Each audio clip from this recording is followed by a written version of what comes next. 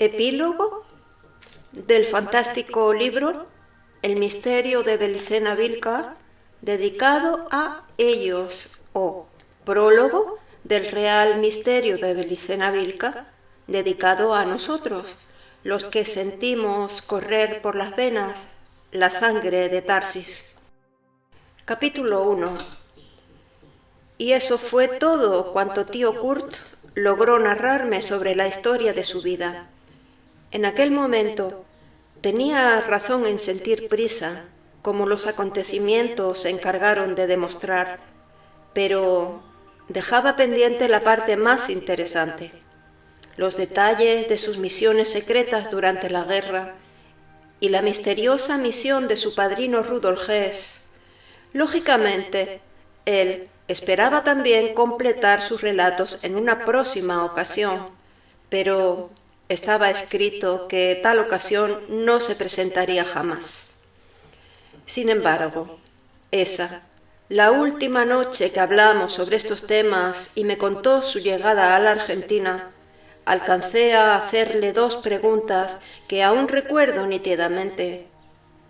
Era tarde ya, como las 11 de la noche del día 21 de marzo, 2 meses exactos después del rapto espiritual del 21 de enero, y resolvimos irnos a dormir, luego de un largo día de conversación.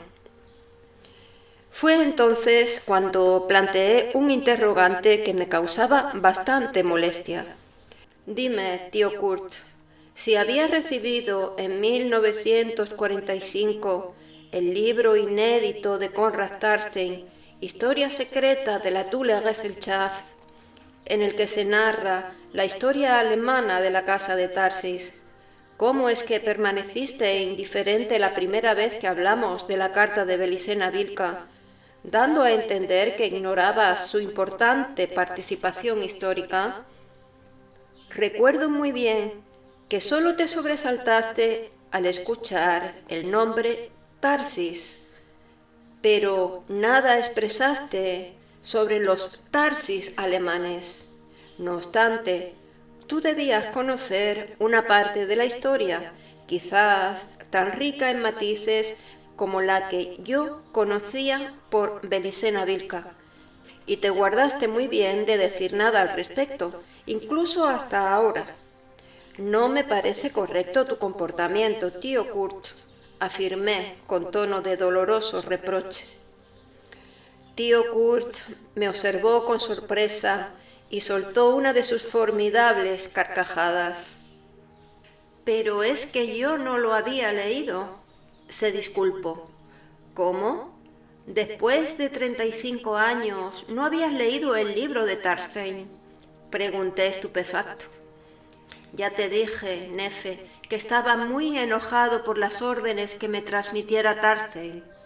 Aquí, en Santa María, simplemente guardé el libro para leerlo el día en que se cumplieran las predicciones de Tarstein, es decir, el día que de algún modo tuviese acceso al resto de la historia de su estirpe.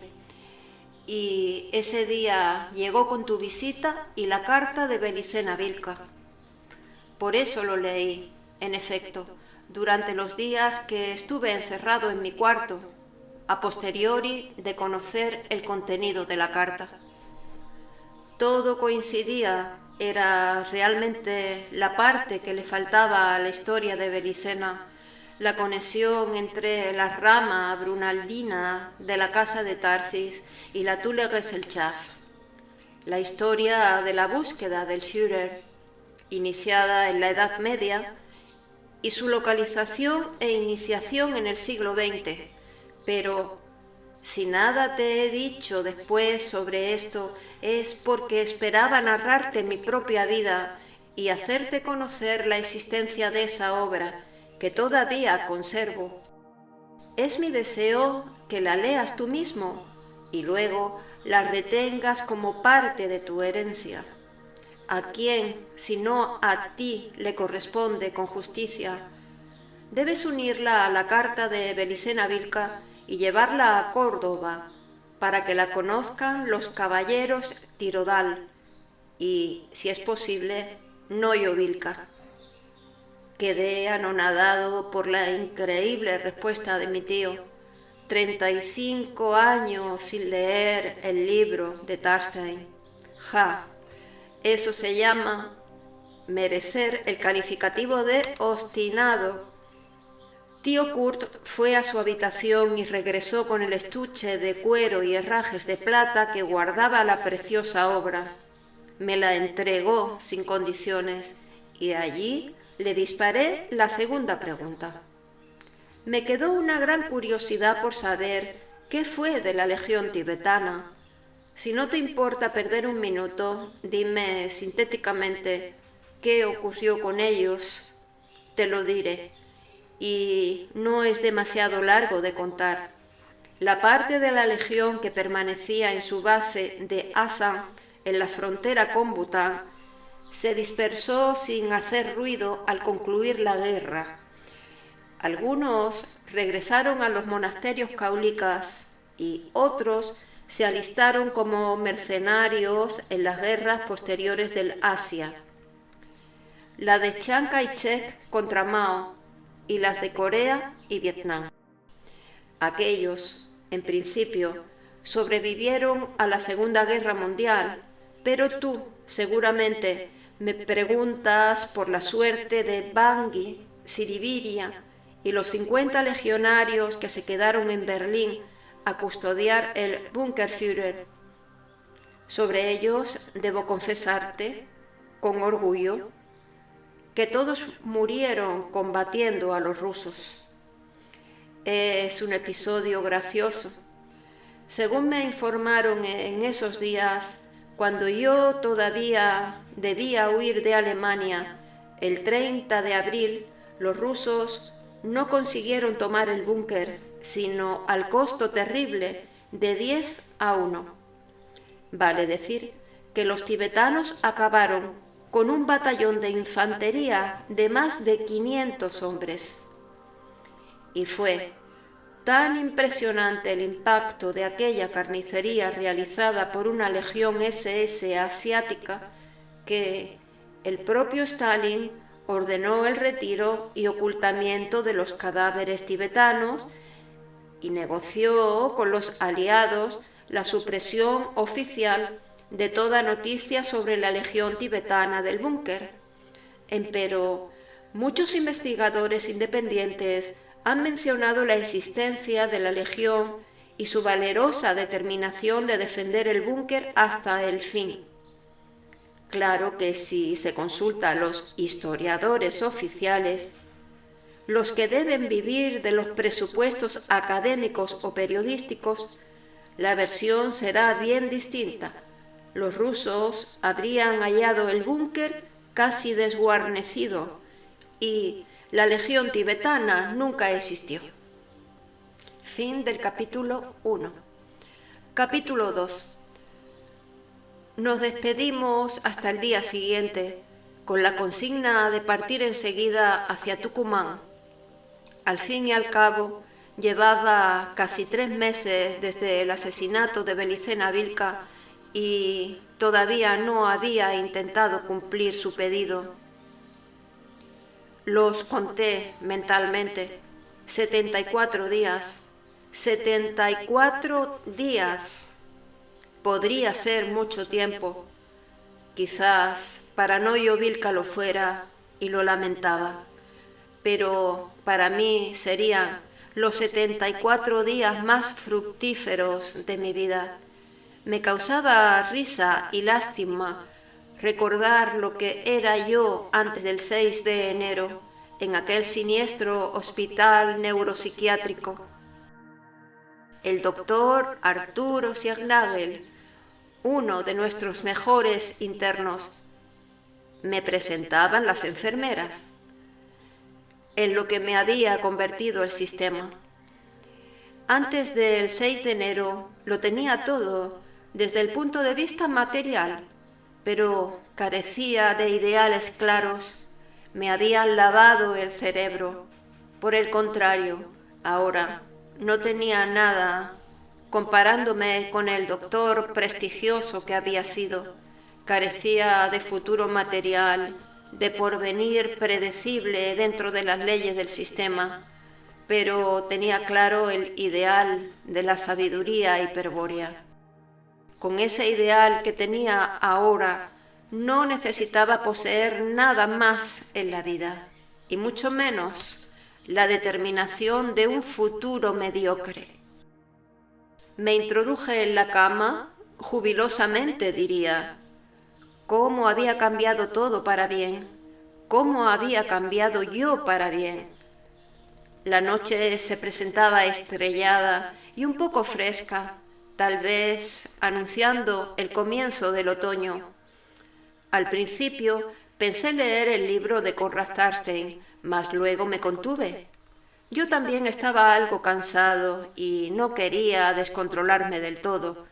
No deseaba que el gozo actual me dominase completamente. Tío Kurt se guardó 35 años de leerlo. ¿Por qué habría yo de impacientarme? ¿No era acaso capaz de aguardar un día más? Y entonces, luego de generar tan necios pensamientos, apagué la luz y me dispuse a dormir. Oh, dioses, qué necio. En eso me había convertido ahora, aparte de iluminado por la sabiduría hiperbórea, que, por cierto, no tuvo nada que ver con lo que sucedió. Fui yo, mi orgullo desmesurado por efecto de todo lo que sabía en tan poco tiempo y que me inflaba el plumaje como un pavo real, el único culpable de que la desgracia que acechaba se arrojase aquella noche sobre nosotros. Por supuesto, no descarto ni subestimo la asombrosa vigilancia que el enemigo mantiene sobre todo el mundo o sobre muchos mundos, según los conceptos que el capitán Kiev empleaba con Belicena Vilca. No voy a subestimar la atenta tarea de observación que los demonios desarrollaban tratando de ubicar a tío Kurt.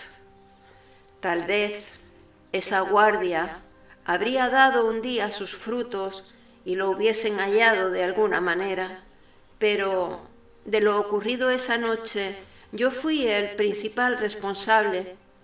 100 veces, 1000 veces, hubiera sido preferible que leyera el libro de Tarstein como normalmente lo deseaba, en lugar de hacer lo que hice. Como dije, apagué la luz y me dispuse a dormir. Vi el cielo estrellado a través de los cristales y cerré los ojos, mas, estando aún bastante nervioso, además de cansado, decidí adormecerme mentalizando el Kilgore Svadi. Y ese sería el error fatal. Tío Kurt me reveló la forma del Kilgore e hizo demostraciones sobre el dominio mental que permitía ejercer sobre los perros vaivas. Comprendí entonces que el silbido empleado para lanzar los perros sobre mí, cuando entré furtivamente en su finca, no había sido en verdad un sonido audible. Fue mi inconsciente predisposición a captar los símbolos del Kilgore desde más allá de Kula y Akula, la causa de la perfección de la orden de tío Kurt. Igualmente, había sucedido con los quejidos de los dogos tibetanos que expresaban sus deseos contenidos de atacar. Todo fue mental, percepciones extrasensoriales, símbolos que la ignorancia de mi razón traducía como originados por sonidos, la ilusión de sonidos. Desde luego que solo yo o alguien que poseyera como yo el signo del origen hubiera podido oírlos. Cualquier persona normal, por más adiestramiento que poseyera su sentido auditivo, solo habría notado la presencia de los canes cuando las fauces mortales se hubiesen cerrado sobre sus miembros.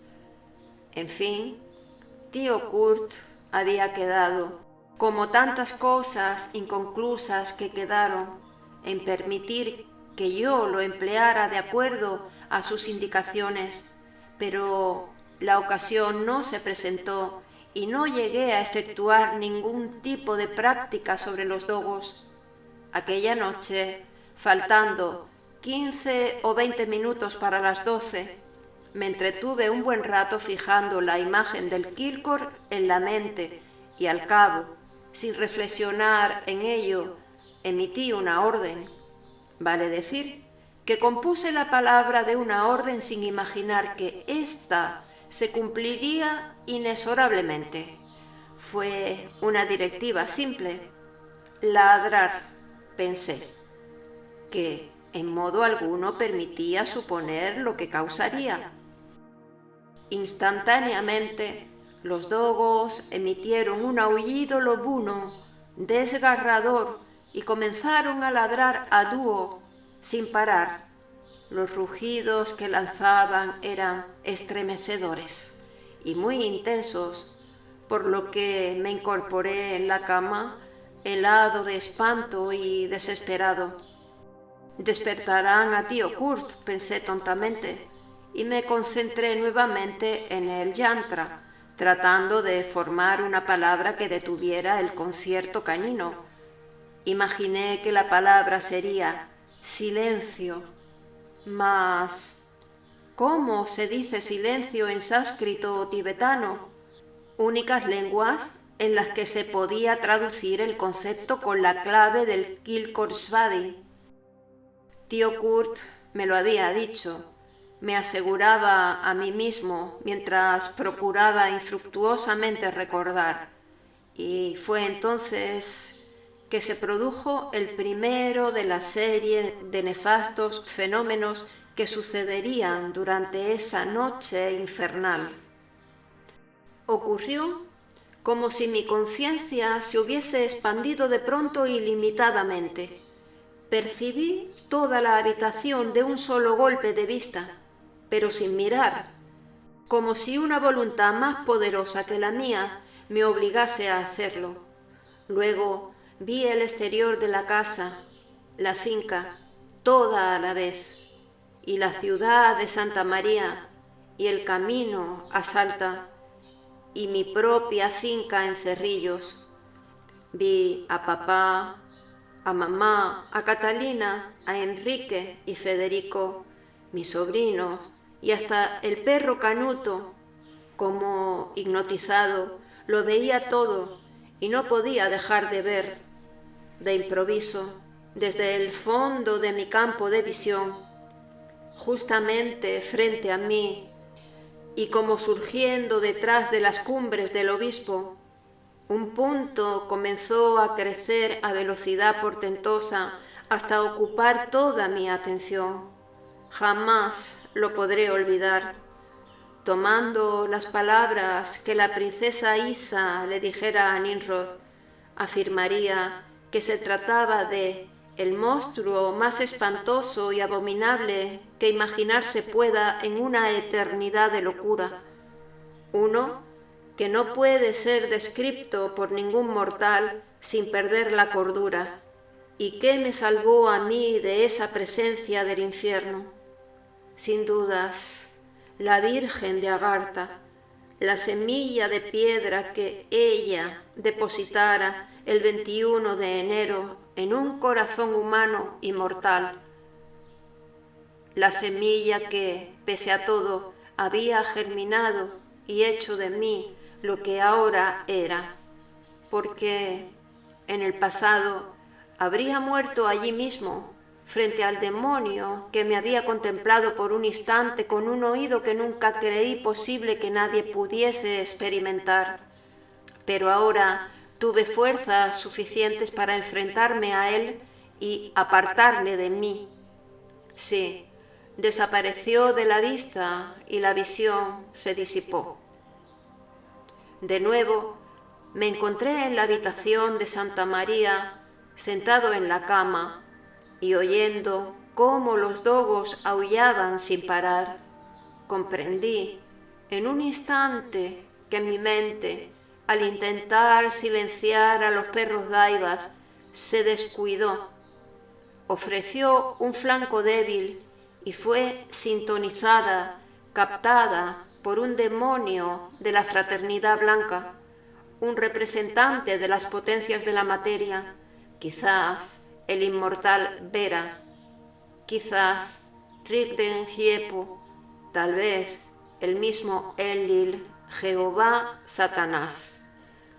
Evidentemente, no me hallaba del todo desconcentrado, pues oí o creí oír la voz de tío Kurt que tronaba las palabras Nischala Miravata Svadi directamente en el interior de mi psiquis, con lo que los perros cesaron de inmediato de ladrar. Lo cierto fue que, un instante después, irrumpía verdaderamente tío Kurt en mi cuarto gritando: «Arturo, Arturo, Arturo, ¿estás bien? Gracias a los dioses», exclamó al encender la luz y cerciorarse de que me hallaba con vida. «¿Qué has hecho, Arturo? El demonio Vera te ha localizado». Por un momento lo sentí como aquella vez en la cañada La Brea, en el Tíbet. Le referí el uso imprudente que hiciera del yantra. «Oh, Arturo», se asombró, «has sido fuerte al librarte de él, pero no creo que eso baste. Mucho me temo que los druidas hayan descubierto esta casa. Tendremos que salir de aquí lo antes posible». No sabía qué decir. Irracionalmente tomé el reloj de pulsera de la mesa de luz e indagué la hora. «Las 0:10 horas», dije, y volví la cabeza hacia tío Kurt, que me observaba con los ojos desorbitados. No tardé en comprender el motivo de su horror. Era el zumbido, el inconfundible zumbido de las abejas melíferas. En verdad, aquel eufónico sonido del dorche solo se advertía cuando sus efectos complementarios ya se estaban produciendo. Al comienzo no lo noté, pero luego, naturalmente después que lo percibiera tío Kurt, lo escuché claramente, llenando el ambiente con la sensación de llegada de un enjambre innumerable. Pero a esa altura era imposible reaccionar, pues la presión sobre el corazón no admitía distracciones. Me dejé caer hacia atrás hasta que mi cabeza dio con la almohada y me relajé lo mejor que pude. Inconscientemente me tapé los oídos con las manos, pero el sonido mortal penetraba igual, a cada instante con más intensidad, y el corazón, completamente fuera de control, parecía querer salírseme del pecho, y aún no había llegado lo peor. Experimentaba una parálisis creciente en todo el cuerpo, y razoné, ya en el final de la resistencia psíquica, que la mejor táctica mental para luchar contra la poderosa fuerza de voluntad de los demonios consistiría en concentrar el pensamiento en una idea ajena a la terrible realidad del dorche. Pensar en otra cosa, pero ¿en qué? Oh dioses, cuán avara de ideas puede tornarse una imaginación fantasiosa como la mía en una situación límite semejante, cuando está en juego la vida animal.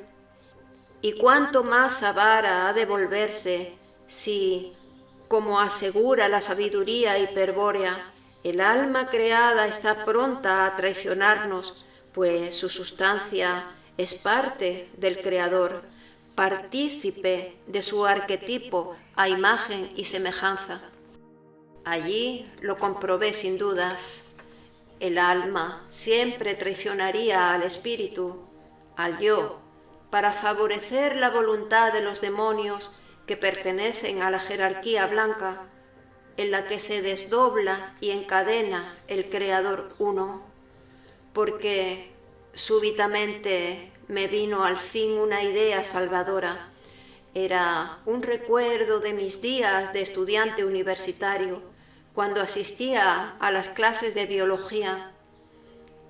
Y yo me dejé llevar por el recuerdo y pareció por un momento que me libraba de la presión del Dorje. Sí, el alma, dueña de la memoria y los recuerdos, había finalmente obedecido la voluntad del yo y me sacaba de aquella mortífera realidad. Era una clase de biología, lo recordaba perfectamente. Me encontraba rodeado por decenas de compañeros. ¿Sobre qué versaba la clase? Ah, sí, fisiología de los insectos. Ahora ingresaba el profesor Jacobo Cañas al aula magistral y comenzaba a desarrollar la clase. Tema: la abeja común, clasificada también con el nombre de Apis mellifica por Linneo, Apis doméstica por Reaumur, Apis cerifera por Scopoli, Apis gregaria por Geoffroy, y muchos otros nombres con los que los grandes naturalistas han designado al mismo insecto. Carecía de fuerzas para salir del recuerdo. Alguien, adentro mío, el mismo que intentara hundirme en el abismo de la noche del sismo de Salta, me había traicionado nuevamente. Ah, si hubiese ascendido por auxilio hasta la Virgen de Agartha, como entonces, si me hubiese dejado raptar por su gracia divina. Con seguridad, ese rapto de la mujer absoluta era lo que los caulicas llamaban el kula. El kula me había transformado en akula, en chiva viviente, y el espíritu se había situado más allá de kula y akula. Con seguridad, pues, ese era el verdadero camino de salvación para salir fuera del cerco de los demonios, que yo no supe encontrar de entrada por manifiesta falta de fe en mí mismo, por la desconfianza en el hecho de que mi espíritu pudiese ser amado realmente por la diosa de la liberación eterna. En cambio, permanecía en la clase del profesor Jacobo Cañas.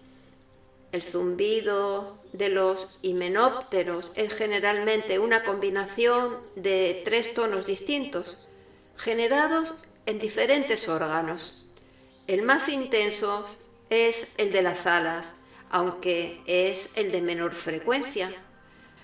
Para un mismo ejemplar de Apis mellifica, varía estadísticamente entre un La de 440 ciclos por segundo y un Mi de la misma octava de 330 ciclos por segundo.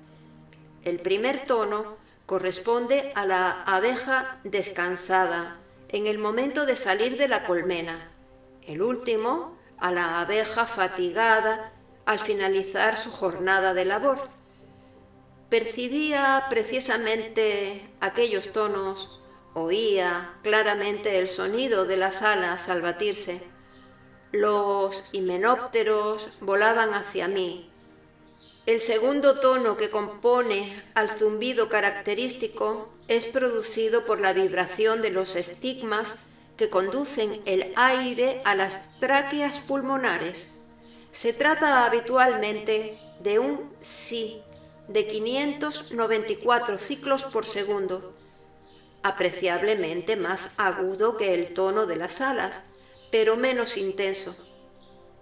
Escuchaba ahora el zumbido de una abeja, el zumbido de un enjambre. El zumbido me saturaba los sentidos, me paralizaba el cuerpo, me invadía la mente. El zumbido se apoderaba de los latidos de mi corazón y los sincronizaba con su frecuencia.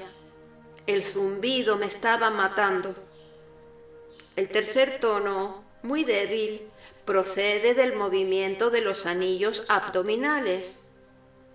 No terminaría jamás de recordar la clase del profesor Jacobo Cañas. En el paroxismo de la crisis cardíaca, sufrí una sensación de calor insoportable, terrible, como si mi cuerpo hubiese sido echado de golpe en un horno incandescente. Pero no. En el instante que duró la convulsión térmica, noté que el fuego no estaba afuera, sino adentro mío. Me impregnaba todo mi cuerpo como un líquido inflamado que se descomponía en gases candentes. Y aquel líquido que ardía era mi sangre. Un instante duró el impulso calorífico que me estremeció al ritmo del zumbido apícola, pero yo, naturalmente, creí morir. Como una última visión agónica contemplé el rostro de mamá, de Catalina, de mis sobrinos y de muchos otros familiares desconocidos hasta entonces, pero cuyo parentesco era patente, mas todos los rostros se parecían entre sí, no en virtud de una semejanza genética, sino a causa de la expresión común que manifestaban, probablemente idéntica a la mía en ese instante. Todos eran rostros agónicos, rostros de seres humanos que morían en medio de un gran dolor. Sus expresiones reproducían la expresión de la muerte. Y entonces terminó todo. Fin del capítulo 2. Capítulo 3. Con otras palabras, quiero decir que entonces concluyó el fenómeno, o sea, que cesó el zumbido y se cortó la presión sobre el corazón. Poco a poco se me fue normalizando el pulso y pude moverme a voluntad. Aún aturdido, reaccioné y me incorporé a recordar a tío Kurt. Temí lo peor.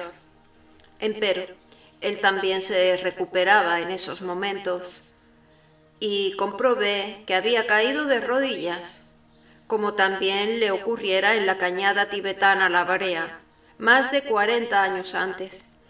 Estuve unos minutos inmóvil, ordenando las ideas, hasta que de pronto rememoré el último instante del fenómeno, cuando viví mi propia agonía y la de todos mis familiares.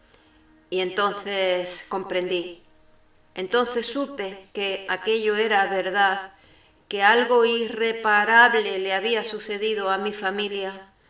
Descompuesto de pánico, interrogué con la mirada a tío Kurt. En el horror que leí en sus ojos supe que yo estaba en lo cierto. Al fin conseguí articular palabras y grité: «Mamá, Catalina, oh, tío Kurt, algo terrible le ha ocurrido a la familia. ¿Qué ha pasado, tío Kurt? ¿Qué ha pasado?» «Creo que una cosa espeluznante, Arturo. No quiero alarmarte, pero me parece que el demonio Vera no logró realmente averiguar tu paradero y el mío, pero temo que lo que vio en tu psiquis fue suficiente para que encontrara la finca de Beatriz en Cerrillos. Si es así, nuestra familia ha corrido grave peligro. Debemos ir de inmediato a Salta, Arturo. Pide una comunicación telefónica mientras yo preparo el jeep». «A Salta, 30 minutos de demora», fue la lacónica respuesta de la operadora. Solicité igualmente la comunicación con carácter de urgente y rogué que la activara cada 10 minutos. Me notificó entonces la hora en que se asentaba mi pedido y casi no lo pude creer. Eran nada más que las 0:30 horas. En 15 o 20 minutos había ocurrido todo. ¿Podría ser? ¿Podrían los demonios haber actuado en tan poco tiempo? Esa duda inconsistente me esperanzó un poco, pero fue solo hasta que volvió tío Kurt del garaje y le comuniqué mi inquietud. Sacudió la cabeza en un gesto negativo y desalentador y me dijo: «Quisiera confirmar tu esperanza, pero no puedo engañarte. No debemos ser optimistas en modo alguno. Los inmortales dominan el tiempo y el espacio. Son maestros en el arte de desplazarse en los incontables mundos de la ilusión mágica. A nosotros no pueden hallarnos, como no podían hacerlo con Belicena y Noyo, porque nuestros espíritus iniciados están en verdad aislados del tiempo y del espacio por las runas de Botán, o por las brunas de Nabután, si prefieres. Ellos no conocen nuestra realidad, el mundo que el espíritu afirma desde el origen, y eso los desconcierta, les impide localizarnos, pero una vez obtenida la referencia real de un mundo determinado, a él pueden dirigirse y llegar en cualquier tiempo y espacio. No sé para qué preguntaba, si yo sabía que era así, pero me ilusioné por un momento, confiando en que mi razonamiento tuviese valor, aguardando vanamente que la razón prevaleciese sobre la irracionalidad que se iba adueñando de mi vida. La campanilla del teléfono me sacó de tan amargas reflexiones. Su llamada consalta, anticipó lacónicamente la operadora. Durante 10 largos minutos oí los tonos de llamada a través del teléfono, sin que nadie respondiese en Cerrillos. Aquello sí que no era normal. Aun siendo la 1 de la mañana, alguien debería atender en mucho menos tiempo. 1000 veces había hecho llamadas semejantes desde Salta y siempre me contestaron en 3 o 4 minutos. No responden en su número, interrumpió la operadora. ¿Repetimos la llamada más tarde? No supe qué decir. Miré de reojo a tío Kurt y observé que me hacía una obvia señal con las llaves del jeep. No, señorita, la cancelo ahora. No debe haber nadie en casa, sugerí con amargura. Fin del capítulo 3. Capítulo 4.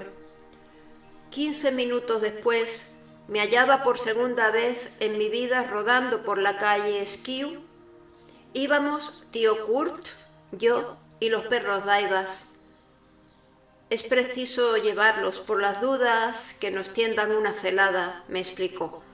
Pero esos demonios son orgullosos y suponen que jamás les va a fallar un golpe. Es posible que ya estén en Chanchanbalá o cumpliendo otra de sus macabras misiones. Se quedó un momento pensativo y luego agregó con tono lúgubre: «Cielos, Arturo, ¿a dónde supones que irían después, si como tememos han pasado ya por Cerrillos? A Tucumán, a Tafí del Valle, a la chacra de Belicena Vilca», respondí sin vacilar. Esa probabilidad y lo que podría haber pasado en Cerrillos nos quitaron los deseos de hablar durante el resto del viaje. Viaje agotador, si se tiene en cuenta el horario nocturno, las malas carreteras, el hecho de que llevábamos un día sin dormir y el reciente esfuerzo físico causado por el ataque de los demonios. Las campanas de la iglesia de Cerrillos llamaban a la misa de las 8 cuando pasamos frente a ella, y 100 metros antes de llegar a la tranquera de la finca ya sabíamos que algo terrible había realmente sucedido. Las luces rotativas en el techo de las patrullas policiales confirmaron trágicamente nuestras sospechas y temores. Haciendo caso omiso de los policías que custodiaban la entrada, tío Kurt viró el jeep y tomó el camino hacia el casco a gran velocidad. Evidentemente, ahora nada le importaba, ni su cobertura estratégica, ni las posibles persecuciones si era descubierto, ni que de acuerdo a su nueva identidad nada lo vinculara con los Signagel von Schübermann. Pobre tío Kurt. En 35 años jamás se atrevió a cruzar esa tranquera para visitar a su única hermana, y ahora debería hacerlo para su funeral. Porque todos habían muerto, incluso mi madre, es decir, su hermana Beatriz, y de la manera más horrenda. Estacionados junto a la finca, tras los lapachos donde recibiera de manos de mi madre la fatídica carta de Belicena Vilca, se hallaban 4 coches, 2 patrullas policiales y 2 ambulancias. Al lado de un lapacho, mi preferido, bajo cuya bendita sombra estudié mis carreras universitarias y medité sobre el misterio del hombre y de su miserable vida terrestre, estaba el cuerpo sin vida de Canuto, tapado por unos diarios ensangrentados. ¿Cómo había cambiado ese lugar en solo 2 meses? La alegría y la felicidad de la familia se habían trocado en muerte y duelo. Maldita carta de Belicena Vilca. Si al menos no la hubiese leído, me torturaba inútilmente. Como dije al principio, en la vida de ciertas personas hay como trampas cuidadosamente montadas.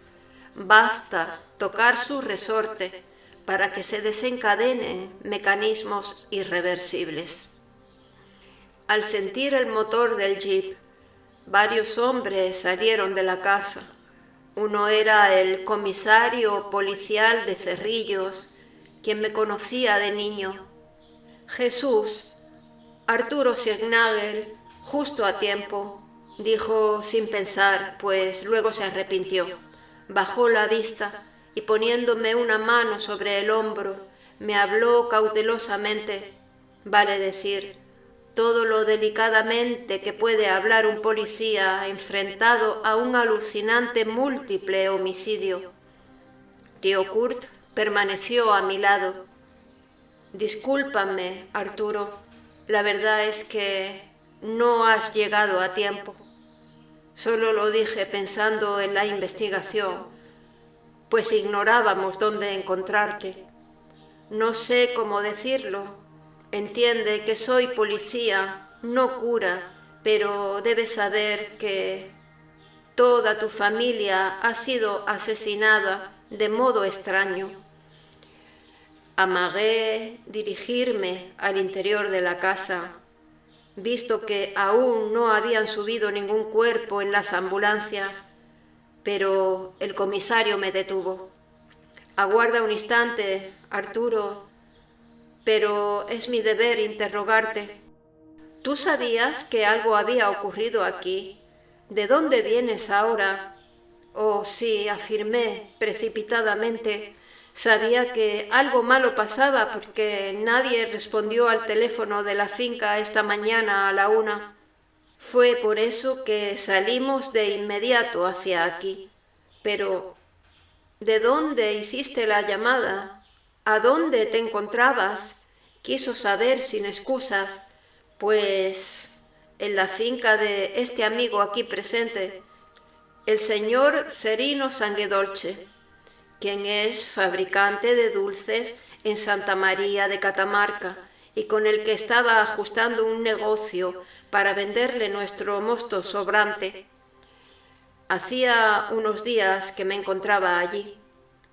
Está bien, Arturo, lo verificaré, dijo, mientras guardaba la libreta en la que apuntaba todos los datos.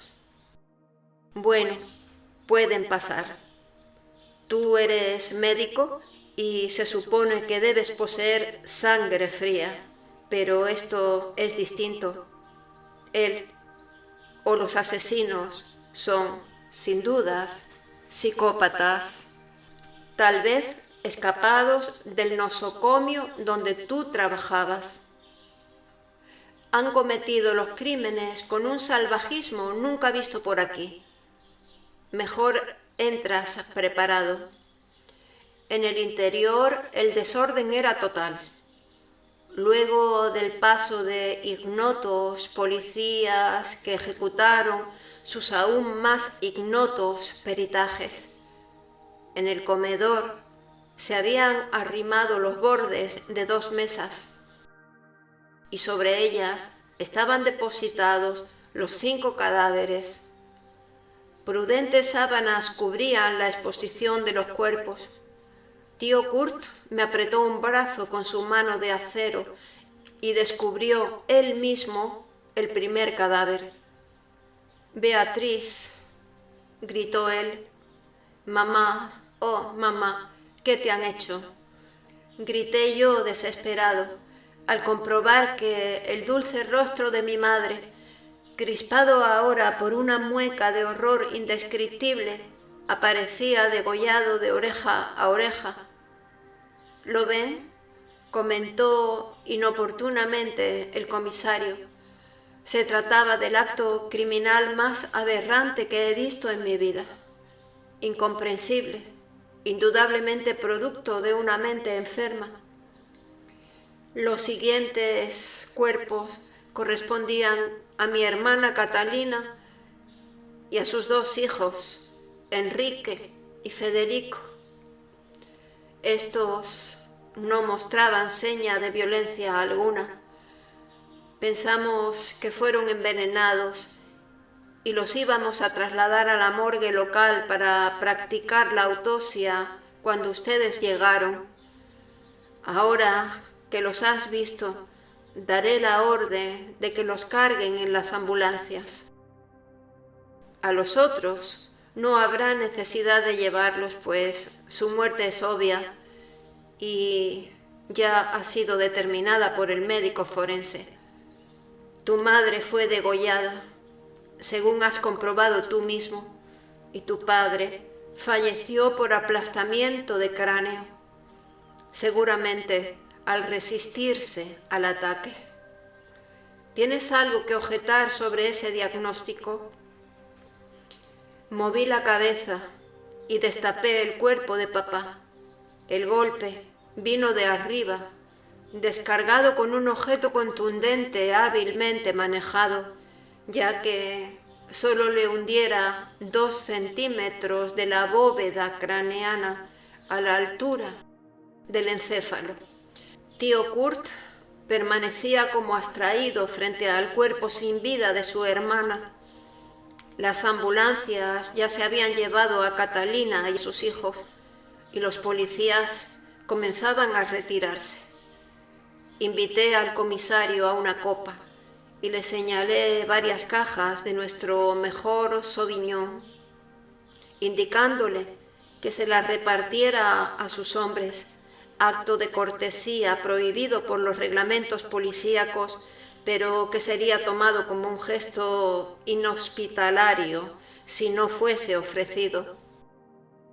No tardó el comisario en hacer cargar las cajas de vino y reunirse conmigo en la cocina. Chablis, helado y jamón crudo fue consumido en cantidad, mientras aflojaba la lengua del policía. Un rato después se nos unió tío Kurt. ¿Quién dio la noticia?, pregunté. El personal que entra a las 5, respondió. Un criollo llamado Jorge Luna parece que fue el primero en llegar. Se sorprendió al notar que todas las luces de la casa estaban encendidas, como en noche de fiesta, según declaró. Se aproximó entonces a la cocina, donde siempre estaba tu padre tomando mate desde las 4:30 horas, pero no vio a nadie, así que comenzó a rondar la casa, pensando que tu padre estaría afuera.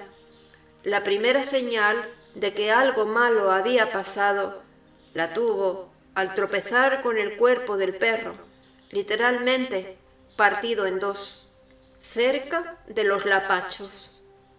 Unos metros más allá yacía el cadáver de don Siegnagel con el cráneo destrozado. A primera vista, y especulando un poco, prosiguió el comisario, te diría que han intervenido como mínimo 2 cómplices, tal vez 3. 2 son imprescindibles para reconstruir el hecho con cierta lógica, pues resulta evidente que tu padre salió de la casa requerido por tu madre, quizás respondiendo a un grito aterrador de ella, y fue sorprendido por el golpe asesino junto a la puerta. No bien se asomó, recibió el golpe que, según el forense, le produjo la muerte en el acto. Allí lo encontró Jorge Luna y corrió con su bicicleta hasta la comisaría a buscar ayuda. En tanto le avisaba a los restantes operarios que llegaban que no se acercaran a la finca. A doña Beatriz la hallamos nosotros, junto al lagar. Presumiblemente, desde allí lo llamó a tu padre antes de ser asesinada y creemos que fue hecha salir de la casa con engaños. Eran pasadas las 000 horas cuando se produjo el crimen, hora impropia para salir voluntariamente al exterior de la casa en gente acostumbrada a levantarse a las 5 de la mañana. Claro que solo se trata de conjeturas. Hasta que no se reúnan más elementos y los resultados de los peritajes, no podremos evaluar muy precisamente los hechos. Se atajó, como hace todo policía profesional cuando no quiere comprometer su opinión. Alenté al comisario para que continuara con la descripción de lo ocurrido, mientras circulaban las tajadas de jamón y las copas de chabilis. Dios me perdone, tú me lo pides y yo tendré que responderte crudamente, Arturo.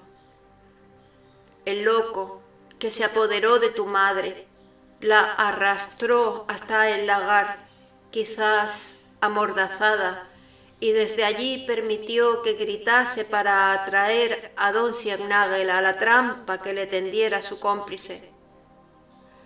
Una vez muerto tu padre, ambos se reunieron para asesinar a doña Beatriz. Te preguntarás cómo puedo estar tan seguro, pues porque, como dedujo el médico forense, para matar de esa forma hacen falta 4 manos, es decir, 2 para sujetar a la víctima y 2 para practicar tan perfecto tajo de oreja a oreja. No serían necesarias 4 manos si la víctima estuviese inconsciente, pero este no es el caso, pues no se descubrieron golpes en la cabeza ni señales de narcótico. Hay que esperar los análisis para estar seguros del todo. Y, lo más concreto, existen huellas de los pies que revelan una resistencia desesperada hasta exhalar el último suspiro. Sentí que me mareaba, que todo daba vueltas alrededor mío, que la náusea me ganaba el estómago, la garganta. Vacilé en la silla, a punto de vomitar. Bebe una copa, Arturo, vamos, bebe. La necesitas, me incitaba el comisario, extendiéndome la copa rebosante de buen vino blanco. La bebí de un trago, y a fe que jamás me cayó tan bien una de nuestras cepas. Era previsible que te descompusieras, era demasiado espantoso y repugnante lo que ha pasado esta noche en tu casa. ¿Estás seguro de que deseas saberlo todo ahora? Podrías descansar unas horas y enterarte más tarde, cuando te encuentres más calmo. No, no, por favor, comisario, supliqué. Ha sido solo un mareo pasajero. Dígamelo todo ahora, cuanto antes mejor. Tío Kurt apoyó con un gesto esta solicitud. Y aquí viene lo peor, Arturo. Doña Beatriz fue sujetada de tal modo que, al ser degollada, los asesinos consiguieron que la sangre cayese íntegramente en el lagar hasta la última gota. El comisario nos miraba perplejo. Esperaba sorprendernos con ese macabro dato, pero nosotros no nos inmutamos, ya que imaginábamos las maniobras rituales de Vera y Birsa y descontábamos que su propósito sería aprovechar la preciosa sangre pura de los von Silbermann para intentar exterminar la estirpe entera, como hiciera en el siglo XIII con la casa de Tarsis. Por otra parte, dijo el comisario, me gustaría que nos expliques algo que nos intrigó a todos. Lo que usted quiera saber, comisario, es sobre el lagar. ¿Qué capacidad tiene? Pues, si mal no recuerdo, unos 20.000 litros, respondí. ¿Y se puede saber para qué demonios lo llenaron con alquitrán? Fin del capítulo 4. Capítulo 5. Me hallaba sentado en el sofá del living, dormitando. Había ingerido 3 miligramos de un tranquilizante y sentía el sistema nervioso bastante sedado. Serían las 10 de la noche y entre sueños oía a tío Kurt hablar en árabe y en alemán, pero no se trataba de un sueño. Al mediodía, tío Kurt solicitó una llamada internacional y recién acababan de comunicarlo. Minutos después llegaba hasta mí y me sacudía sin contemplaciones. Todos han muerto, Arturo, todos. Tú y yo somos los únicos von Silbermann con vida que han quedado. Lo miré entre brumas. Él continuó. Mis tíos y mis primos de Egipto, incluso algunos primos lejanos que vivían y estudiaban en Europa, todos murieron esta mañana a las 0:15 horas. Tío Kurt no levantaba la voz, pero sus gestos eran elocuentes. Estaba fuera de sí. Traté de calmarlo, de transmitirle mi farmacológica tranquilidad, pero solo conseguí ponerme nuevamente nervioso. La furia de tío Kurt era contagiosa. A pocos pasos de distancia, en el comedor donde viera a mis padres muertos, yacían 2 ataúdes sobre pares de caballetes, coronas, palmas de flores, candelabros con velas encendidas y cruces completaban los elementos ceremoniales del funeral católico. Mi padre era conocido en ese pueblo desde la infancia y mamá desde 1938. De modo que el desfile de vecinos y amigos que deseaban darle el último adiós era incesante. Muchos pertenecientes a las gentes más humildes, pero con quienes siempre contamos para el rudo trabajo del campo, se quedarían la noche. Alguien contrató a unas lloronas profesionales de la Merced, famosas por el sentimiento y el fervor que imponían a sus lamentos, las que se dedicaban en ese momento a representar su función. Momento terrible aquel, de impotencia. de comprobar la manera en que nuestros enemigos nos atacaban y de no poder responder en la misma medida. Cosa sorprendente, el duro tío Kurt se había sentado finalmente en otro sofá y por momentos sollozaba con aflicción. Yo debía recibir el pésame de los visitantes, de acuerdo a la tradicional costumbre, quienes antes de marcharse dejaban su nombre anotado en una tarjeta que les aseguraba recibir más adelante, en un plazo no mayor de 10 días, el agradecimiento postal. Costumbres, hábitos en práctica desde tiempo inmemorial, de las que no podría zafarme sin causar un gran escándalo. A la medianoche la casa estaba atestada de gente. Unas vecinas se encargaron gentilmente de preparar café y atender a los conocidos. Diversos grupos de amigos formaron corrillos para comentar los horribles crímenes y los rumores más insólitos circulaban de boca en boca del supersticioso vecindario indio y mestizo. Tío Kurt y yo intentamos vanamente que la policía nos entregara los cuerpos de Catalina y los niños, temiendo que en pocas horas se corrompiesen como sucediera con los miembros de la casa de Tarsis. Mas nuestra gestión fue inútil.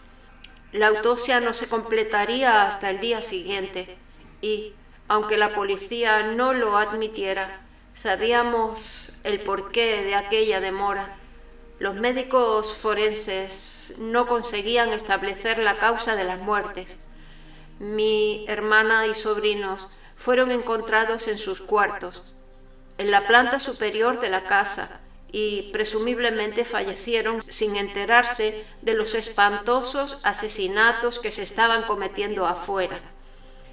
Habrían muerto, como los miembros no iniciados de la casa de Tarsis, en el momento en que el poder del Dolce de Vera transformaba la sangre del lagar en alquitrán, es decir, a las 0:15 horas. Y obviamente esto no lo sabían los médicos forenses. Nos resignamos, pues, a velar solo a mis padres, aunque comisionamos a la empresa de servicios fúnebres para que insistiese periódicamente en la morgue y reclamarse los cuerpos pendientes. Un coche se detuvo y descendió una persona conocida, pero a quien no hubiese imaginado ver allí.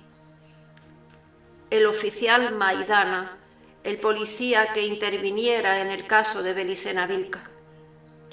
Al verme, se acercó presuroso y me hizo presente su más sentido pésame, como era de rigor, y luego se explayó sobre los motivos que lo habían decidido a concurrir al funeral, hablando en su particular estilo, simple y franco.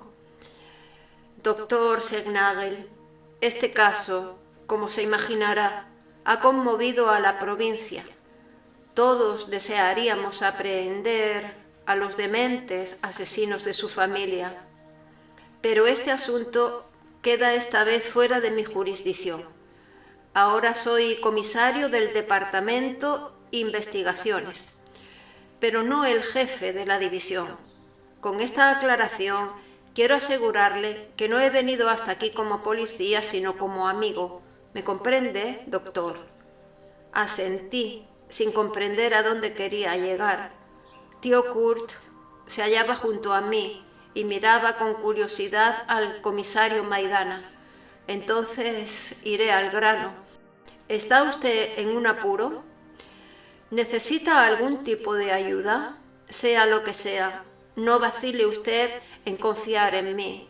Tengo gente amiga, valiente y leal, hombres probados en la lucha antisubversiva que estarían dispuestos a actuar, digamos, fuera de los reglamentos, para ajustar cuentas con los judíos o con quien sea que lo esté persiguiendo. Tío Kurt frunció el ceño y por un momento temí que lanzase una de sus estruendosas carcajadas, mas se hallaba demasiado dolido para ello y, en cambio, sonrió con clemencia. Yo, por mi parte, estaba irritado y estupefacto. Irritado no por la oferta de Maidana, que agradecía, pues aunque absurda, era sincera, sino por tener que vivir toda aquella alucinante situación, incluyendo el funeral, y estupefacto porque no imaginaba cómo el oficial había llegado a la conclusión de que yo necesitaba esa clase de ayuda. No me responde, dijo consternado, o es que no confía en mí, pero yo sé que a usted lo persiguen, aunque lo niegue. Es mi profesión descubrir estas cosas. Lo sé desde ayer, cuando recibí en el Departamento de Investigaciones el informe sobre lo que sucedió en Cerrillos. Entonces lo recordé a usted y al caso de la enferma Belicena Vilca. Haciendo un paréntesis, le confesaré ahora que usted tenía razón en cuanto afirmaba que en ese crimen había un punto oscuro. Ese punto nunca se aclaró, pero también es cierto que a nadie le interesaba aclararlo y que la policía tiene urgencias más importantes que atender con el dinero de los contribuyentes. Lo sé, a usted eso no le importa. Usted quiere ver triunfar a la justicia. Le interesa mucho Belicena Vilca porque el caso le tocó de cerca. Pero nosotros tenemos que atender cientos de casos y ese era solo uno más. Uno que, les repito, no interesaba a nadie. Le cuento esto porque le doy en cierto modo la razón a usted, doctor. Tómelo de este modo.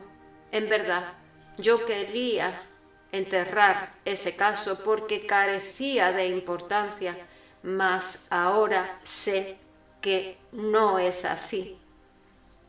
¿Qué quiere decir?, pregunté a mi pesar, pues, cerrando el paréntesis que abrí para disculparme con usted, ocurre que esta mañana intenté localizarlo en el hospital neuropsiquiátrico donde trabajaba y allí me informaron que renunció hace 2 meses durante sus vacaciones.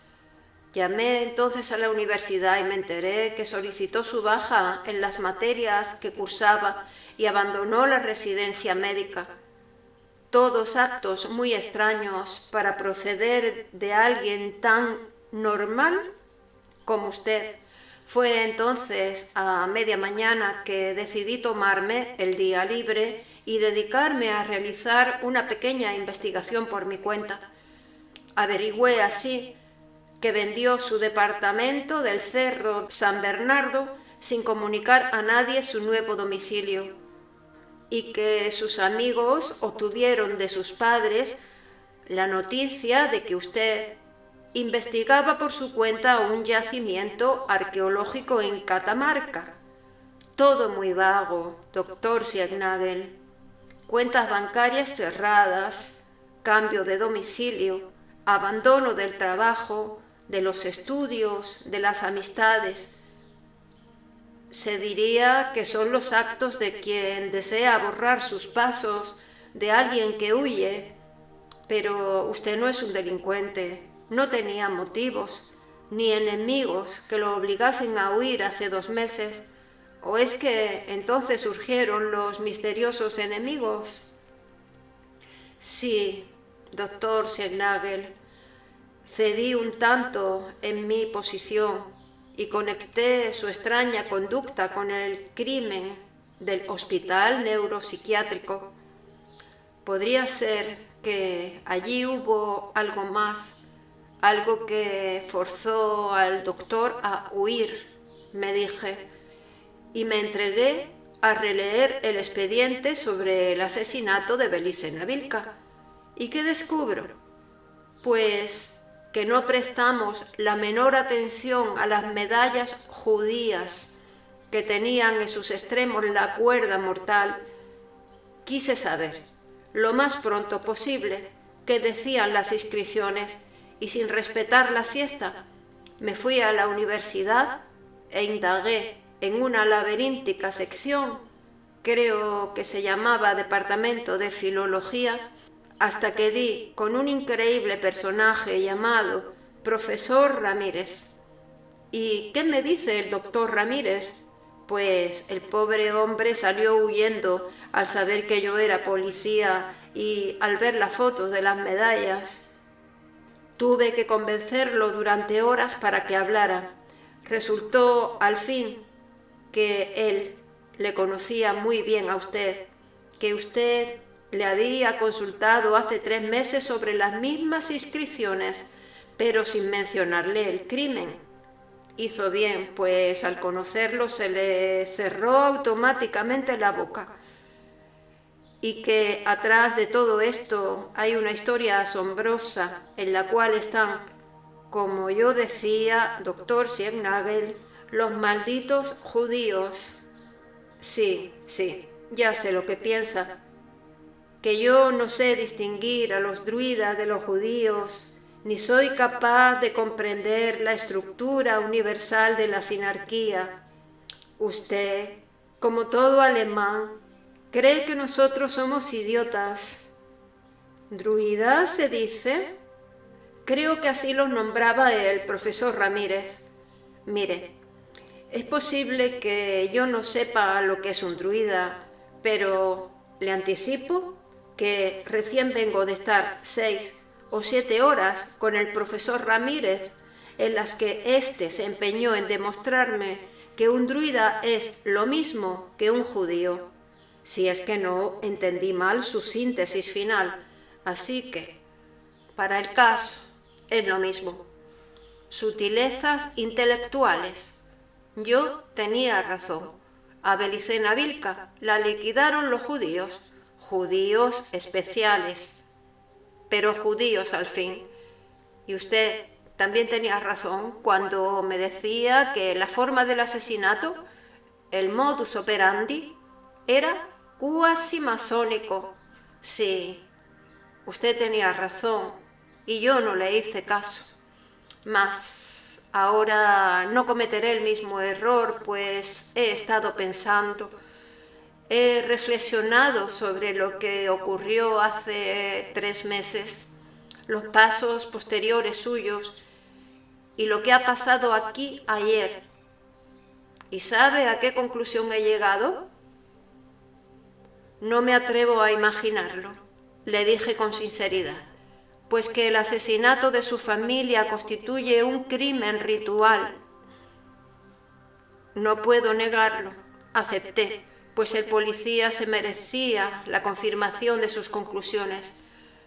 ¿Y de la misma clase del de Belicena Vilca? ¿Quizás cometido por los mismos asesinos? No podría probarlo, pero estoy seguro de que la respuesta es afirmativa, concedí. Eso está mejor, doctor Siegnagel. Ya le dije que no estoy aquí como policía, sino como amigo. Entiendo que por alguna razón usted no puede denunciar la verdad y por eso vengo a ofrecer mi ayuda, la mía y la de mis camaradas nacionalistas. Tengo un grupo de tareas preparado para entrar en operación en cualquier momento, dijo bajando hasta un nivel inaudible el tono de voz. Aunque parezca increíble, yo seguía sin entender lo que me proponía el oficial Maidana. ¿Y qué es lo que quiere hacer?, le pregunté sin disimulo. ¿Y me lo pregunta, doctor? Ayudarlo contra sus enemigos, que sin duda son enemigos nuestros y son enemigos del país. Le ofrecemos ayuda concreta, hombres, armas, equipos. Solo debe darnos los nombres de los asesinos, facilitarnos una pista, revelarnos cuál es su organización. ¿No desea vengar a su familia? Nosotros lo haremos por usted, o junto a usted. Contemplé a Maidana desalentado. ¿Cómo podría explicarle la realidad de Vera y Birsa? Indudablemente, en la cabeza del policía ni cabía la posibilidad de que atrás de los asesinos hubiese una causa sobrenatural. No reconocía existencia real a lo mágico, y a su juicio, lo esotérico sería solamente un método de inteligencia destinado a conseguir la acción psicológica y la penetración cultural. En resumen, el oficial Maidana, como buen veterano del fragote nacionalista, solo concebía enemigos de carne y hueso, blanos, sólidos, judíos, marxistas, masones, sionistas o lo que fuere, pero enemigos permeables a la artillería de variado calibre y al trótil. Le agradezco su oferta, Maidana. Se la agradezco profundamente porque sé que es honesta y desinteresada. Pero ustedes no pueden ayudarnos y yo no puedo darle ninguna información. Créame que es mejor dejar así las cosas. Ahora no es una mera interna del loquero, se trata de mi familia, Maidana, de toda mi familia. Si usted pudiera ayudarme, ¿cómo no aceptaría? Sin embargo, ahora soy yo quien desea dejar las cosas como están. Sé lo que estoy diciendo. ¿Cómo que no podemos ayudarlo?, protestó Maidana. ¿Sabe lo que pienso? Que usted tiene miedo. No sé quién ha cometido los crímenes, pero es evidente que usted sabe y no quiere compartir el secreto. ¿Y por qué haría tal cosa? Pues porque supone que el enemigo es demasiado poderoso para nosotros, los torpes sudamericanos. Lo comprendo. Usted es un alemán y tiene un prejuicio contra el nacionalismo argentino y quizás tenga razón, porque toda una fauna de imbéciles y traidores nos han desprestigiado. Yo no puedo responder por esos cargos, mas se equivoca si supone que siempre será igual. Estamos en otra época y hay otros hombres. A nuestra generación, doctor Siegnagel, no la podrán detener materialmente, afirmó con dureza. Somos muchos, tenemos ideales y estamos hartos de corrupción y materialismo. Se acerca el día en que propinaremos a las fuerzas sinárquicas un gran escarmiento nacional. Confíe en nosotros y no se arrepentirá. Ningún enemigo es demasiado fuerte en nuestra patria como para que no le asestemos un golpe inolvidable. Tal vez no le ganemos la guerra, pero podemos castigarlo parcialmente, herir su orgullo, quebrar su soberbia, evitar que saboree el triunfo de sus crímenes. ¿Qué me dice, doctor? ¿Es el Mossad, el MI5 inglés, la CIA? ¿Qué responderle al comisario, Maidana? Solo le diré esto, y es lo único, dije. Si el enemigo fuese humano, estoy seguro que su ayuda sería efectiva. Sí, Maidana. Si el enemigo fuese humano, le aseguro que contaría con su apoyo. Esto le debe bastar. ¿Pero qué dice?, preguntó con tono de burla. Me sorprende que usted, una persona a quien respeto por su sinceridad, me demuestre que recurre a un simple escapismo para evadir la amenaza de los asesinos.